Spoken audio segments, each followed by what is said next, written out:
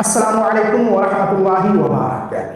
جیسے ہی محرم الحرام کا مہینہ شروع ہوتا ہے، کچھ لوگ سوشل میڈیا پر اپنی دھاک جمانا شروع کر دیتے ہیں، اور یہ ایسے لوگ ہیں سال کے 11 مہینے آپ کو کہیں پر بھی نظر نہیں آئیں گے، آپ ان کی پرچھائی تک نہیں دیکھ سکتے، لیکن جیسے ہی محرم کا مہینہ آتا ہے سوشل میڈیا پر بڑے بڑے دعوے اور چیلنج کرنا شروع کر دیتے ہیں۔ کوئی کہتا ہے کہ تعزیے کو جو ناجائز و حرام ثابت کر دے اسے 11 لاکھ روپے کا انعام دیا جائے گا، اور ایک شخص تو یہاں تک کہہ رہے ہیں کہ محرم کے مہینے میں ڈھول بجانے کو جو ناجائز و حرام کہتا ہے میں اپنی زبان سے ادا بھی نہیں کر سکتا۔ انہوں نے جو الفاظ ادا کیے ہیں آپ خود ان کی ویڈیو دیکھیے۔ اور ایک سوال بارہا کیا جاتا ہے کہ تعزیہ بنانے کی شروعات کیسے ہوئی، تعزیہ کب سے بنانا شروع کیا گیا ہے، اس کا پروف ہم آپ کو دکھائیں گے۔ تو دو ویڈیو بہت اہم ہیں، ضروری ہیں، اسے اینڈ تک ضرور دیکھیں۔ جو تعزیے کو حرام کہتا ہے وہ خود حرامی ہے، جو تعزیے کو حرام کہتا ہے وہ حرامی ہے۔ یہ تعزیہ شریف ہے کربلا شریف کا، سبحان اللہ۔ میں کہتا ہوں اس کو اگر کوئی ناجائز حرام ثابت کرے، حرام کہے، 11 لاکھ کا انعام ہے۔ اگر کسی اماں مولوی کی دم میں ہو ثابت کر دے کہ یہ حرام ہے۔ محرم میں پہلے دن سے ڈھول بجانا شروع کر دینا۔ علی کے در کا کتا کہہ رہا ہے فتح و عالمگیری دکھانا میرا کام ہے۔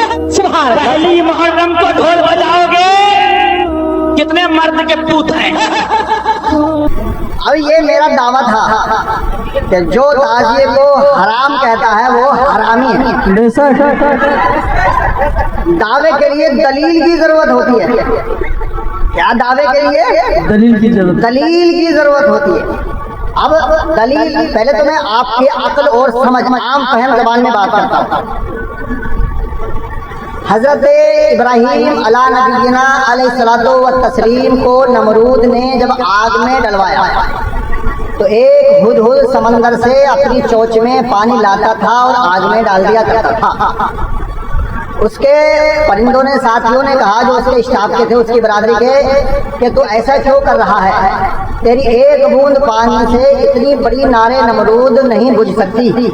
تو اس نے معلوم ہے جواب کیا دیا کہ یہ مجھے بھی معلوم ہے کہ میرے پانی میں، جو میرے چونچ میں جو پانی ہے ایک قطرہ، اس سے آگ نہیں بجھ سکتی، لیکن میں اللہ کو گواہ کر کے آگ میں پانی ڈالتا ہوں۔ اے اللہ تو گواہ رہنا، میرا تعلق جو ہے وہ ابراہیم کے ساتھ ہے، نمرود کے ساتھ نہیں ہے، میں تو اپنی نسبت دکھا رہا ہوں۔ تو سامعین محترم، اسی طرح سے جو تعزیہ بناتے ہیں وہ اپنا تعلق حسین سے دکھاتے ہیں، اور جو تعزیے کو روکتے ہیں وہ اپنا تعلق یزید سے دکھاتے ہیں۔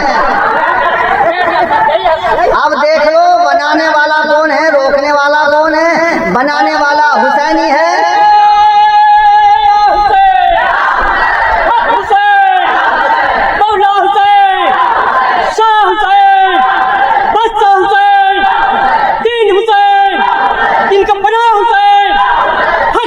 تعزیے کی ایجاد کب ہوئی؟ تاریخ سن لو، جو بہت تعزیے کر رہے ہیں ہمارے یہاں کے آج کے جوہلا کو سننے کے لانے والے۔ اس کی ایجاد ہوئی تیمور لنگ بادشاہ کی۔ تیمور لنگ بادشاہ نے تعزیے کی ایجاد کی، اور تیمور لنگ پیدا کب ہوا؟ 1336 عیسوی میں، اور اس کی موت ہوئی 1405 عیسوی میں۔ حالانکہ تیمور لنگ کے بارے میں تھوڑا سا پس منظر میں بتا دوں کہ دنیا کے 3 عظیم فاتحوں میں اس کا نام گنا جاتا ہے۔ دنیا کے ایسے 3 عظیم فاتح گزرے ہیں کہ جنہوں نے بہت بڑے دنیا کے علاقوں پہ حملے کیے، حکومتیں کی، اور جن کے خواب تھے کہ پوری دنیا پہ ہم حکومت کریں۔ اس میں ایک تھا سکندر، الیگزینڈر جس کو کہتے ہیں، سکندر اعظم، ارے بھائی۔ دوسرا تھا چنگیز خان، تیسرا تھا تیمور لنگ۔ بہت بڑا جنگجو اور ظالم بادشاہ تھا، کوئی بہت بڑا پرہیزگار متقی بھی نہیں تھا بھائی، ظالم۔ 42 ملک اس نے کل فتح کی اپنی زندگی میں، جس میں روم، ایران، شام، ترکستان وغیرہ ہے۔ یہ پوری جنگوں میں اس کے ہاتھوں جو مارے گئے نا لوگ، اس کے اسی ملک کو قبضہ کرنے کے لیے جو اتنے جنگیں کی، تو مورخین نے اس کا جو شمار کر کے بتایا وہ ہے 1,70,00,000، یعنی 1,70,00,000 لوگوں کا قاتل ہے یہ شخص تیمور لنگ۔ ایک پیر سے لنگڑا تھا، اس لیے اس کو لنگ بولتے ہیں، لنگ یعنی لنگڑا، تیمور لنگ، ظالم بادشاہ۔ مگر اس میں ایک بات تھی کہ ہر سال یہ عاشورے کے دن امام علی مقام کے روضے پہ جاتا تھا۔ ایک سال بیمار ہو گیا، اور جب بیمار ہوا تو رونے لگا کہ بھائی اس سال میں امام حسین کے روزے پہ نہیں جا پاؤں گا.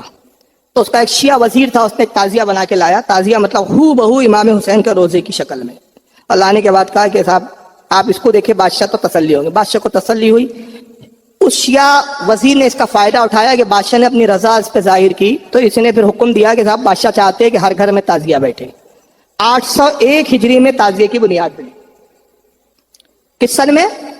801 ہجری میں تیمور لنگ نے اس کی بنیاد ڈالی. پہلے تعزیے گھروں میں رکھے گئے, پھر جلوس نکالے گئے, پھر جلوس کے ساتھ ماتم شروع ہوئے. وہ بہت ماتم کب شروع ہوا میں بعد میں بتاؤں گا. یہ تاریخ کی کتابیں, اور میں نے جن تاریخ کی کتابوں سے حوالے پیش کیے یہ اہل سنت کی کتابیں نہیں, شیعہ کتابوں سے پیش کر رہا ہوں.